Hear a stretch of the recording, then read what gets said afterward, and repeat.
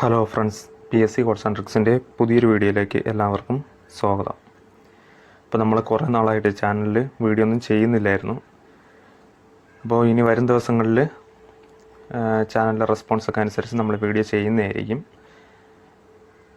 Okay, അപ്പോൾ എന്തായാലും നമുക്ക് ഇംഗ്ലീഷിൻ്റെ ക്ലാസ്സാണ് നമ്മൾ ഇന്ന് ചെയ്യാൻ പോകുന്നത്. ഓക്കെ, ഇംഗ്ലീഷ് ഇനി വരും ദിവസങ്ങളിൽ തന്നെ ഇംഗ്ലീഷ്, മലയാളം, അതുപോലെ തന്നെ പ്രധാനപ്പെട്ട ക്ലാസ്സുകൾ നമ്മൾ ചെയ്യുന്നതായിരിക്കും. ഓക്കെ, അപ്പോൾ എന്തായാലും നിങ്ങളുടെ മാക്സിമം സപ്പോർട്ട് പ്രതീക്ഷിക്കുന്നു. അപ്പോൾ എന്തായാലും സമയം കളയേണ്ട, നമുക്ക് ക്ലാസ്സിലേക്ക് പോവാം. അപ്പോൾ അതുമാത്രമല്ല, ഇനി പറയാനുള്ളത് ഒരുപാട് എക്സാമുകൾ വരാനുണ്ട്. CPO, ഫയർമാൻ, എക്സൈസ്, IRB, അതുപോലെ തന്നെ ഡിഗ്രി പ്രിലിംസ് എക്സാം വരുന്നുണ്ട്. അപ്പോൾ ഇതിനൊക്കെ നന്നായിട്ട് പ്രിപ്പയർ ചെയ്യുക. ഓക്കെ, ഇതിനെല്ലാം വളരെ ഇമ്പോർട്ടൻ്റ് ആണ് ഇംഗ്ലീഷും മലയാളമൊക്കെ. അപ്പോൾ ആ കാര്യം ശ്രദ്ധിച്ച് പഠിക്കുക. അപ്പോൾ എന്തായാലും നമുക്ക് ആദ്യത്തെ ചോദ്യത്തിലേക്ക് കടക്കാം. ആദ്യത്തെ ചോദ്യം, the synonym of absurd. Absurd എന്നതിൻ്റെ സിനോണിം പ്രീവിയസ് ഇയർ ചോദ്യമാണ് കേട്ടോ. അബ്സർഡ് എന്ന വാക്കിൻ്റെ സിനോണിം എന്താണ്?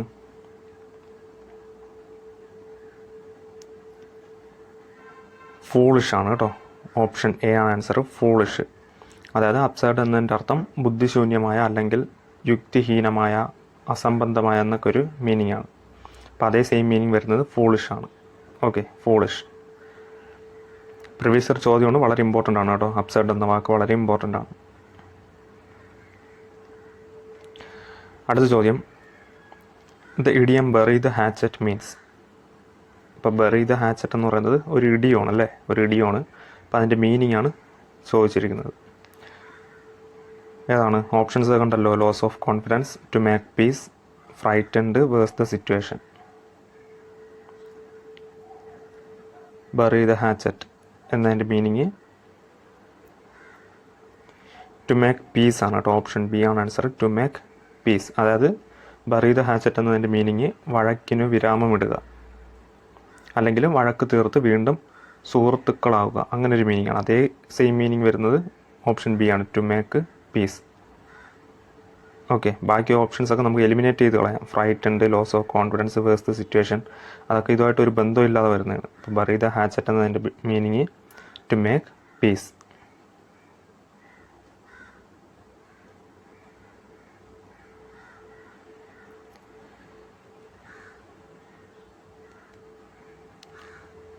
അടുത്ത ചോദ്യം, foreign phrase felo de se means. ഇതും പ്രീവിയസ് ഇയർ ചോദ്യമാണ് കേട്ടോ.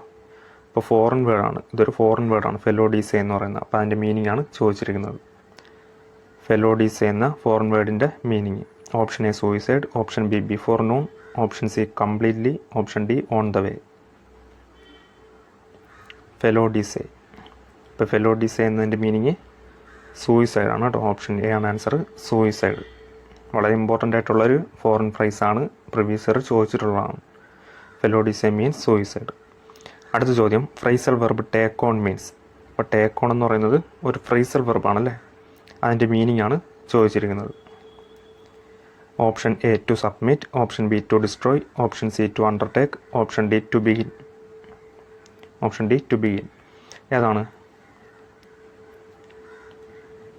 ടേക്ക് ഓൺ ഫ്രൈസൽ വെർബിൻ്റെ മീനിങ്? ഇപ്പോൾ ഏറ്റെടുക്കുക എന്നൊരു മീനിങ് ആണ് കേട്ടോ. ഏറ്റെടുക്കുക, ഒരു പ്രത്യേക ഉത്തരവാദിത്വം ഏറ്റെടുക്കുക എന്നൊക്കെ പറയില്ലേ. അപ്പോൾ ഏറ്റെടുക്കുക എന്നൊരു മീനിങ് ആണ് ടേക്ക് ഓണിന് വരുന്നത്. അപ്പോൾ അതേ സെയിം മീനിങ് വരുന്നത് ഏതാണ്? ടു അണ്ടർടേക്ക് ആണല്ലേ. ഓപ്ഷൻ C ആണ് ആൻസർ, ടു അണ്ടർടേക്ക്. അപ്പോൾ ടേക്ക് ഓൺ എന്നതിൻ്റെ മീനിങ് ടു അണ്ടർടേക്ക്, ഏറ്റെടുക്കുക.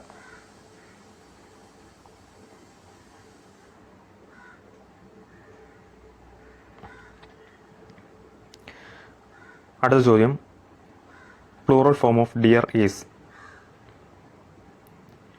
ഡിയർ എന്നതിൻ്റെ പ്ലൂറൽ ഫോം DEER ആണ് കേട്ടോ. DEER എന്നതിൻ്റെ പ്ലൂറൽ ഫോം എന്താണ്?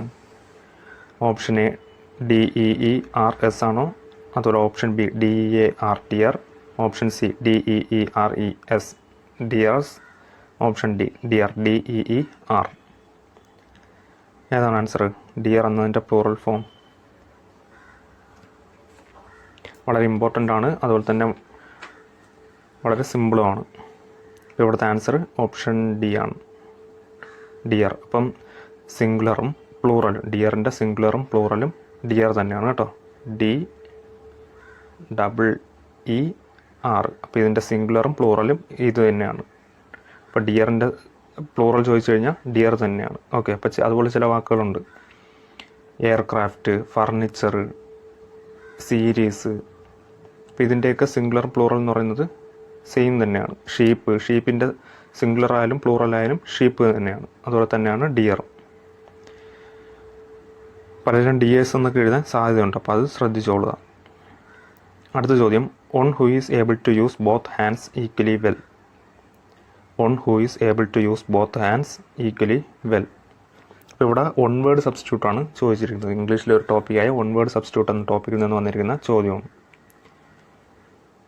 ഇപ്പോൾ one who is able to use both hands equally well, അതായത് രണ്ട് കൈകളും ഒരുപോലെ ഉപയോഗിക്കാൻ കഴിയുന്ന ഒരാളെ നമ്മൾ എന്താണ് പറയുന്നത്? Option A arbitrator, option B ambidextrous, option C amateur, option D agnostic. രണ്ട് കൈകളും ഒരുപോലെ ഉപയോഗിക്കാൻ കഴിയുന്ന ആളെ വിളിക്കുന്നത് ആംബിഡെക്സ്ട്രസ് ആണ് കേട്ടോ. ഓപ്ഷൻ ബി ആണ് ആൻസർ, ആംബിഡെക്സ്ട്രസ്. ഇനി ഓപ്ഷൻ എ നോക്കി, ആർബിട്രേറ്റർ. ആർബിട്രേറ്റർ എന്നതിൻ്റെ അർത്ഥം എന്താണ്? മധ്യസ്ഥനാണല്ലേ, മധ്യസ്ഥൻ. ആർബിട്രേറ്റർ മീൻസ് മധ്യസ്ഥൻ. ഇനി അമച്ചർ എന്ന് വെച്ചാൽ എന്താണ്? അമച്ചർ എന്ന് പറഞ്ഞാൽ പണത്തിന് വേണ്ടി അല്ലാതെ സന്തോഷത്തിന് വേണ്ടി മാത്രം എന്തെങ്കിലും ചെയ്യുന്ന ഒരു വ്യക്തിയാണ് അമച്ചർ എന്ന് പറയുന്നത് കേട്ടോ. അതായത് പണത്തിന് വേണ്ടി അല്ലാതെ സന്തോഷത്തിന് വേണ്ടി മാത്രം എന്തെങ്കിലും ചെയ്യുന്ന വ്യക്തിയാണ് അമച്ചർ എന്ന് പറയുന്നത്. ഇനി ഓപ്ഷൻ ഡി അഗ്നോസ്റ്റിക് എന്ന് വെച്ചാൽ എന്താണ്? അഗ്നോസ്റ്റിക് എന്ന് വെച്ച് കഴിഞ്ഞാൽ ദൈവം ഉണ്ടോ ഇല്ലയോ എന്നറിയാത്ത ഒരാളെയാണ് അഗ്നോസ്റ്റിക് എന്ന് പറയുന്നത്. ദൈവം ഉണ്ടോ അതോ ഇല്ലയോ എന്ന് അദ്ദേഹത്തിന് അറിയില്ല, അങ്ങനെ ഒരാളെയാണ് നമ്മൾ അഗ്നോസ്റ്റിക് എന്ന് പറയുന്നത്. അപ്പോൾ ആർബിട്രേറ്റർ മധ്യസ്ഥൻ, ആംബിഡെക്സ്ട്രസ് എന്ന് വെച്ച് കഴിഞ്ഞാൽ രണ്ട് കൈകളും ഒരുപോലെ ഉപയോഗിക്കാൻ കഴിയുന്ന ഒരാളെയാണ് ആംബിഡെക്സ്ട്രസ് എന്ന് പറയുന്നത്. അതുപോലെ അമച്ചർ എന്നതിൻ്റെ അർത്ഥം പണത്തിന് വേണ്ടി അല്ലാതെ സന്തോഷത്തിന് വേണ്ടി മാത്രം ഒരു കാര്യം ചെയ്യുന്ന വ്യക്തി, എന്തെങ്കിലും ഒരു കാര്യം ചെയ്യുന്ന വ്യക്തിയാണ് അമച്ചർ എന്ന് പറയുന്നത്. അതുപോലെ അഗ്നോസ്റ്റിക് ദൈവം ഉണ്ടോ ഇല്ലയോ എന്നറിയാത്ത ഒരാളെയാണ് അഗ്നോസ്റ്റിക് എന്ന് പറയുന്നത്.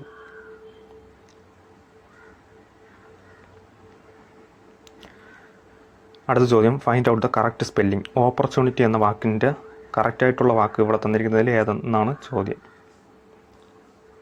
ഏതാണ്?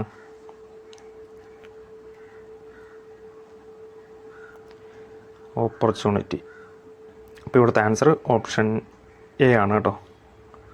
OPPO, ഓപ്പോ മൊബൈൽ ഫോൺ ഉണ്ടല്ലോ, അപ്പോൾ അത് ഓർത്താൽ മതി. OPPO. അപ്പോൾ OPPORTUNITY, ഓപ്പോ RT യൂണിറ്റി, അങ്ങനെ ഓർത്ത് വെച്ചിരുന്നാൽ മതി. Oppo RT unity. അതാണ് ഓപ്പർച്യൂണിറ്റി എന്നതിൻ്റെ കറക്റ്റ് സ്പെല്ലിംഗ്. അടുത്തത്, being tired he dash on the bed. Being tired he dash on the bed. ക്ഷീണം കാരണം അവൻ ബെഡിൽ കിടന്നു എന്നൊരു മീനിങ് ആണ് വരുന്നത്. അപ്പോൾ option A laid, option B lied, option C lay, option D lain. ഇവിടെ ഏതാ വരുന്നത്?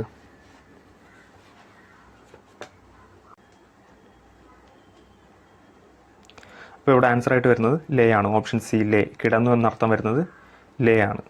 ഇനി ശ്രദ്ധിക്കേണ്ട ഒരു കാര്യം, ലൈ എന്നതിന് രണ്ടർത്ഥമുണ്ട് കേട്ടോ. ലൈ എന്നതിന് രണ്ടർത്ഥമുണ്ട്. കിടക്കുക എന്നൊരർത്ഥമുണ്ട്, കള്ളം പറയുക എന്നൊരർത്ഥമുണ്ട്. ലൈ, LIE എന്ന വാക്കിന് രണ്ടർത്ഥമുണ്ട്, കിടക്കുക അതുപോലെ കള്ളം പറയുക. അപ്പോൾ ഈ കിടക്കുക എന്നർത്ഥത്തിൽ ഉപയോഗിക്കുന്ന ലൈയുടെ V1 V2 V3 ലേയും ലെയിനുമാണ്. ലൈ, ലേ, ലെയിൻ. അതായത് കിടക്കുക എന്നർത്ഥത്തിൽ ഉപയോഗിക്കുന്ന ലൈ എന്നതിൻ്റെ V2 V3 വെർബിൻ്റെ V2 ഫോമും V3 ഫോമും ലേയും ലെയിനുമാണ്.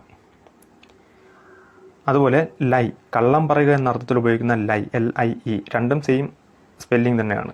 അപ്പോൾ കള്ളം പറയുക എന്നർത്ഥത്തിൽ ഉപയോഗിക്കുന്ന ലൈ എന്നതിൻ്റെ V2 V3 ലൈഡാണ്, LIED, ലൈഡ്. അതുപോലെ V3 ലൈഡാണ്. അപ്പോൾ ആ കാര്യം ശ്രദ്ധിച്ചോളണം. ലൈന് രണ്ടർത്ഥമുണ്ട്. കിടക്കുക എന്ന അർത്ഥത്തിൽ ഉപയോഗിക്കുന്ന ലൈൻ്റെ V2 V3 ലേ, ലെയിൻ, ലൈ, ലേ, ലെയിൻ. അതുപോലെ കള്ളം പറയുക എന്ന അർത്ഥത്തിൽ ഉപയോഗിക്കുന്ന ലൈ എന്നതിൻ്റെ V2 V3 ഫോം ലൈഡ്. ഇനി ഒന്നും കൂടെ ഉണ്ട്, ലേ എന്ന വാക്ക് V1 ഫോമിൽ ഉപയോഗിക്കും.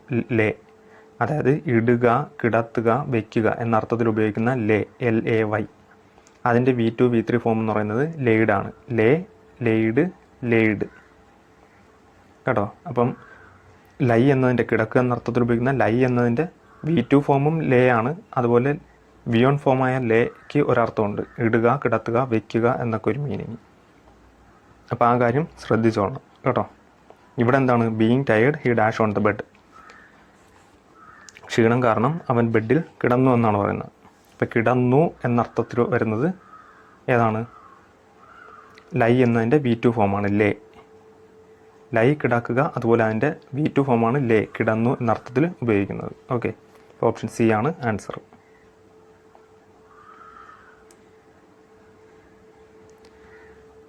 അടുത്ത ചോദ്യം, my mobile phone is superior dash us. My mobile phone is superior dash us. Option A than, option B to, option C 4, option D more than. ഏതാണ് answer? My mobile phone is superior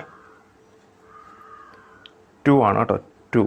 option B ആണ് answer 2. അപ്പോൾ പലരും ഇവിടെ than എന്ന് എഴുതാൻ സാധ്യതയുണ്ട്. Superior than yours എന്ന് എഴുതാൻ സാധ്യതയുണ്ട്. അപ്പോൾ ശ്രദ്ധിക്കുക, ഈ സുപ്പീരിയർ, ഇൻഫീരിയർ, സീനിയർ, ജൂനിയർ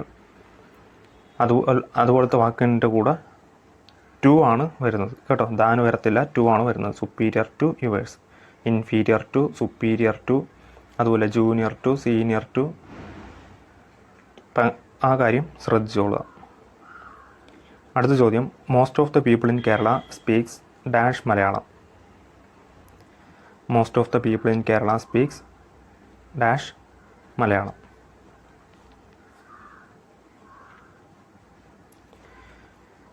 ഏതാണ് ഇവിടുത്തെ ആൻസർ?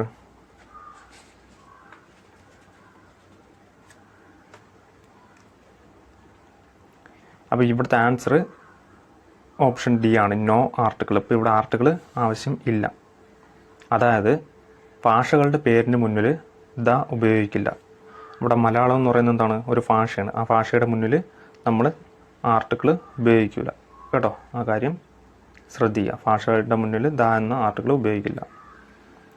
ഇനി അതേസമയം ഭാഷകളുടെ പേരിന് മുന്നിലായിട്ട് ലാംഗ്വേജ് എന്നുണ്ടെങ്കിൽ ദ ചേർക്കണം കേട്ടോ. അതായത് ഒരു ഉദാഹരണത്തിന്, he speaks the English language fluently.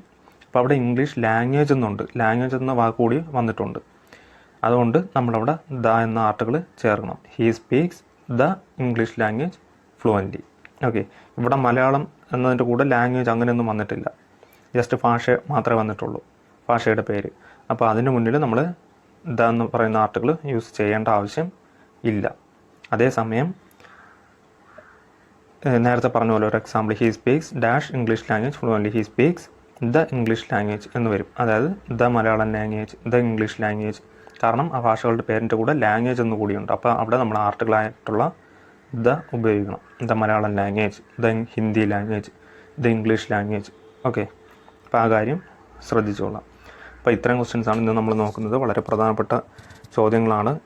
Previous year ചോദിച്ചിട്ടുള്ളതാണ്, ഇനി ചോദിക്കാൻ സാധ്യത ഉള്ളതാണ്. അപ്പോൾ ആ കാര്യം ശ്രദ്ധിച്ച് പഠിക്കുക. വരുന്ന എക്സാമിനൊക്കെ നന്നായിട്ട് പ്രിപ്പയർ ചെയ്യുക. എത്രയും പെട്ടെന്ന് തന്നെ ഒരു ജോലിയിലേക്ക് എത്താൻ ശ്രമിക്കുക. കാരണം ഇനി അങ്ങോട്ടൊക്കെ വാക്കൻസി അറിയാലോ, നിങ്ങൾക്ക് അറിയാം. ഇപ്പോഴത്തെ സാഹചര്യമൊക്കെ നിങ്ങൾ അറിയുന്നുണ്ട്, വാക്കൻസിയൊക്കെ കുറവാണ്. അപ്പോൾ മാക്സിമം ഒരു ജോലിയിൽ എത്രയും പെട്ടെന്ന് എത്തിപ്പെടാൻ ശ്രദ്ധിക്കുക. ഓക്കെ.